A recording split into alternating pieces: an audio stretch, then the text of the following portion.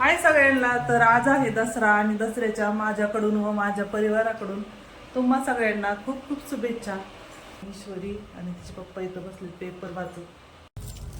छान काढली रांगोळी ईश्वरी. इकडे ईश्वरी आणि ऐश्वर्या रांगोळी काढत होत्या, तोपर्यंत मी देवासाठी फुलं आणली आणि देवपूजा करून घेतली. आणि इकडे माझा अर्धा स्वयंपाक झालेला होता. बटाट्याची भाजी बनवली होती आणि पुऱ्या बनवण्यासाठी पीठ मळून ठेवलं होतं. आणि इकडं दरवाजाला तोरण लावून घेत होते. आणि पुस्तकाची, ग्रंथाची आणि लॅपटॉपची पण पूजा करायची होती, त्यामुळे मी छान असं ताट तयार केलं होतं. आणि मुलींनी पण त्यांच्या पुस्तकाची पूजा केली. पूजा झाल्यानंतर माझा स्वयंपाक तयार झालेला होता, त्यामुळे देवाचं ताट तयार केलं आणि देवाला नैवेद्य दाखवला. आणि आम्ही पण जेवण केलं आणि जेवण करून निघालो गावाकडे. तर गावाकडे गेल्या गेल्याच आम्ही आईला घेतला आणि आम्हाला जायचं होतं देवीच्या मंदिरामध्ये.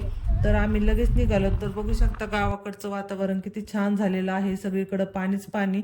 आणि मंदिरामध्ये गेल्यानंतर जास्त काही गर्दी नव्हती, छान असं दर्शन पण झालं. संध्याकाळच्या वेळेला खूप जास्त गर्दी होती.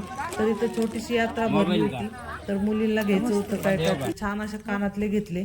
आणि त्याच्यानंतर आलो आम्ही आमच्या शेतामध्ये. तर आता सीताफळाचं सीझन चालू आहे, त्याच्यामुळे खूप सारे सीताफळ तोडले आम्ही. तर आईने आणि सीताफळ घरी नेले होते, पण आई म्हणले तिकडे शेजाऱ्यांना पण द्यायला होते, त्याच्यामुळे पिशवी भरून सीताफळ ने. तर ईश्वरी आणि ऐश्वर्या इथं मस्त झाडाला पिकलेली सीताफळ खात होत्या. आणि मी पण खूप सीताफळ खाल्ले, झाडाला पिकलेले खूप गोड लागतात.